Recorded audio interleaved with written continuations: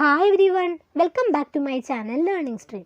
അപ്പം ഞാൻ ഇന്നിവിടെ കാലിക്കറ്റ് യൂണിവേഴ്സിറ്റി BBA കോമൺ കോഴ്സായിട്ടുള്ള ബിസിനസ് റെഗുലേഷൻസ് എന്ന് പറയുന്ന സബ്ജക്റ്റിലെ first chapter introduction to business law ആണ് ഇന്നിവിടെ സ്റ്റാർട്ട് ചെയ്യാൻ പോകുന്നത്. അപ്പോൾ അതിനു മുമ്പ് നിങ്ങൾ ആദ്യമായിട്ടാണ് എൻ്റെ ചാനൽ കാണുന്നതെങ്കിൽ ഒന്ന് സബ്സ്ക്രൈബ് ചെയ്തോളൂ. അപ്പോൾ നമുക്ക് ചാപ്റ്ററിലോട്ട് പോവാം. Introduction to business law. ഈ ചാപ്റ്ററിൽ എന്താണ് പറയുന്നതെന്നുണ്ടെങ്കിൽ, നമ്മുടെ സൊസൈറ്റിയിലുള്ള ഓരോ വ്യക്തികൾക്കും അവരുടേതായിട്ടുള്ള ക്യാരക്ടറും നേച്ചറും കൾച്ചറൊക്കെ ഉണ്ടാവും ഇല്ലേ?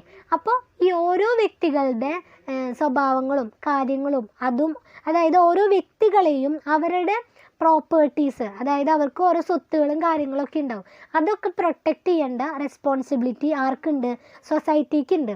അപ്പോൾ അങ്ങനെ പ്രൊട്ടക്റ്റ് ചെയ്യേണ്ട ആ ഉദ്ദേശത്തോട് കൂടിയിട്ട് ഓരോ രാജ്യങ്ങളിലും ഓരോ നിയമങ്ങൾ നടപ്പിലാക്കിയിട്ടുണ്ട്. അതാണ് ഈ ലോ എന്ന് പറയുന്നത്.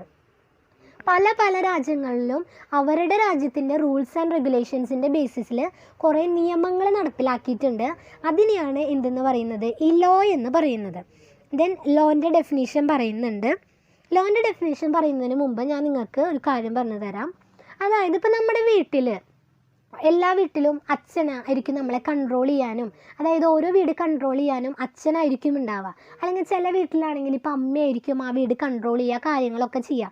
അപ്പോൾ ഒരു വീട് കൺട്രോൾ ചെയ്യാൻ ഒരാളുണ്ടെങ്കിലാണ് ആ വീട്ടിലെ കാര്യങ്ങളൊക്കെ നല്ല രീതിക്ക് പോവുള്ളൂ. ഇപ്പോൾ അവർ പറയാണ് ഇത്ര സമയത്തിനുള്ളിൽ വീട്ടിൽ വരണം, അല്ലെങ്കിൽ ആ കാര്യം ചെയ്യരുത്, ഈ കാര്യം മാത്രമേ ചെയ്യാൻ പാടുള്ളൂ, അങ്ങനെയൊക്കെ കുറേ റൂൾസ് ആൻഡ് റെഗുലേഷൻസ് അവർ വെക്കും വീട്ടിൽ. അങ്ങനെ റൂൾസ് ആൻഡ് റെഗുലേഷൻസ് ഒക്കെ വെച്ചാലാണ്, അവർ കൺട്രോൾ ചെയ്താലാണ് നല്ല രീതിക്ക് അവിടെയുള്ള കാര്യങ്ങളൊക്കെ നടന്നു പോവുള്ളൂ. അല്ലാന്നുണ്ടെങ്കിൽ ആ വീട്ടിലെ കാര്യങ്ങളൊക്കെ ഒരു നല്ല രീതിക്ക് നടന്നു പോകില്ല. അതുപോലെ തന്നെയാണ് നമ്മുടെ രാജ്യത്തിൻ്റെ അവസ്ഥയും. നമ്മുടെ രാജ്യത്തും കുറേ നല്ല റൂൾസ് ആൻഡ് റെഗുലേഷൻസും കാര്യങ്ങളും നമ്മുടെ രാജ്യത്തെ ഓരോ വ്യക്തികളെയും കൺട്രോൾ ചെയ്യാനും റെഗുലേറ്റ് ചെയ്യാനും ചില റൂൾസ് ആൻഡ് റെഗുലേഷൻസ് ഉണ്ടെങ്കിലാണ് ആ രാജ്യത്തുള്ള കാര്യങ്ങളൊക്കെ നല്ല രീതിക്ക് നടന്നു പോവുള്ളൂ.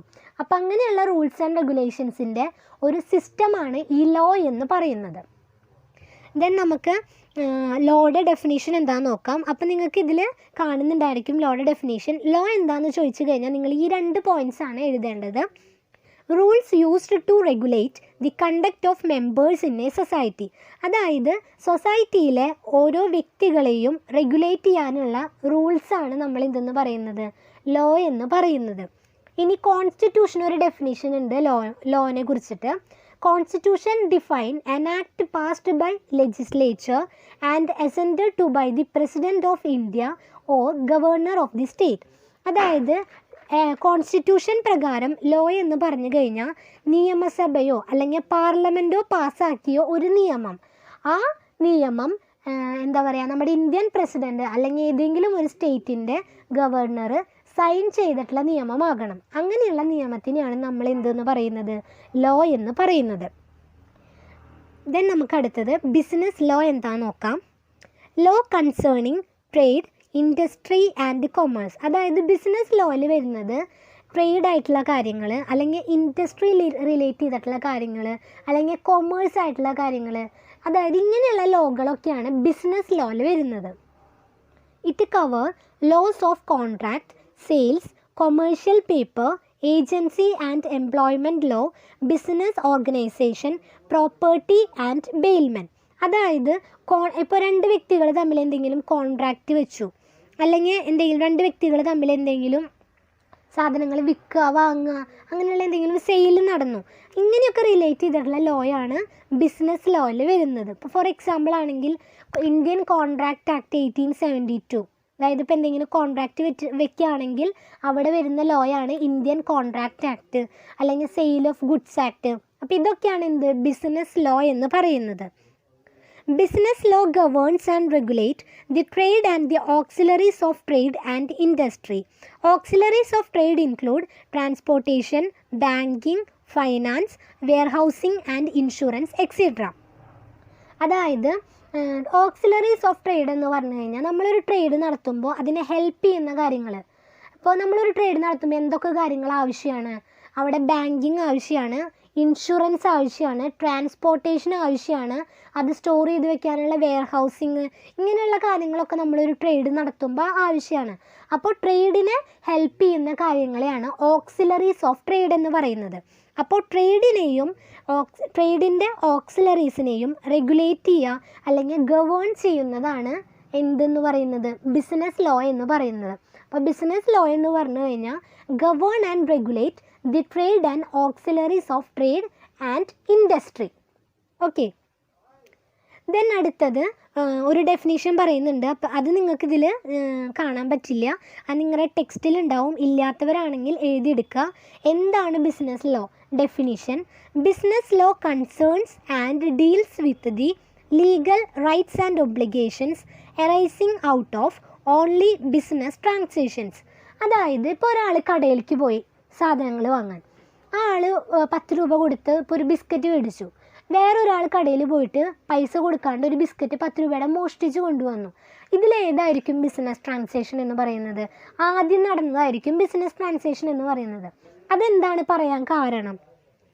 ബിസിനസ് ട്രാൻസാക്ഷൻ എന്ന് പറഞ്ഞു കഴിഞ്ഞാൽ 2 വ്യക്തികൾ തമ്മിൽ എന്തെങ്കിലും സാധനങ്ങൾ വിൽക്കുക, വാങ്ങുക, ഇതാണ്. അത് എന്തോട് കൂടിയായിരിക്കണം? എന്തെങ്കിലും ഒരു കൺസിഡറേഷനോട് കൂടിയായിരിക്കണം.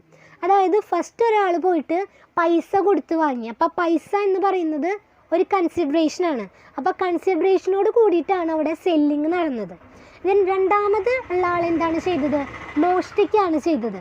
അപ്പോൾ അത് എന്ന് പറയുന്നത് എന്താണ്? ഒരു ബിസിനസ് ട്രാൻസാക്ഷൻ അല്ല.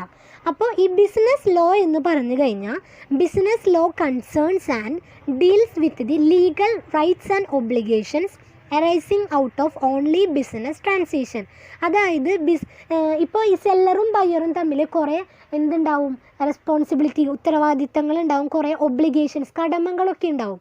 അപ്പോൾ ബിസിനസ് ട്രാൻസാക്ഷനായിട്ട് റിലേറ്റ് ചെയ്തിട്ടുള്ള ലീഗൽ റൈറ്റ് ആൻഡ് ഒബ്ലിഗേഷൻസ് ആണ് ബിസിനസ് ലോയിൽ വരുന്നത്. അപ്പോൾ അതിൻ്റെ റൂൾസ് ആൻഡ് റെഗുലേഷൻസ് ആണ് എന്തിൽ വരുന്നത്? ബിസിനസ് ലോയിൽ വരുന്നത്. ദെൻ നമുക്ക് അടുത്തത് പഠിക്കാനുള്ളത് nature of business law. Business ലോയുടെ നേച്ചറാണ് 3 എണ്ണാണുള്ളത്. ഇത് പോയിൻ്റായിട്ട് നിങ്ങൾ എക്സാമിന് എഴുതിയാൽ മതി. Laws regulate treatment of labour, their protection, discrimination, compensation and vacation law.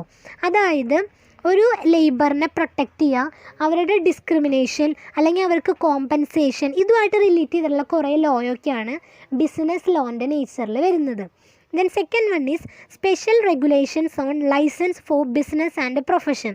അതായത് ബിസിനസ് ഓർ പ്രൊഫഷൻ്റെ ലൈസൻസിന് വേണ്ടിയിട്ടുള്ള കുറേ സ്പെഷ്യൽ റെഗുലേഷനുകളൊക്കെ ഉണ്ടാവും. അതാണ് സെക്കൻഡ് നേച്ചർ പറയുന്നത്. ദെൻ തേർഡ് നേച്ചർ എന്ന് പറഞ്ഞാൽ protection of intellectual property right.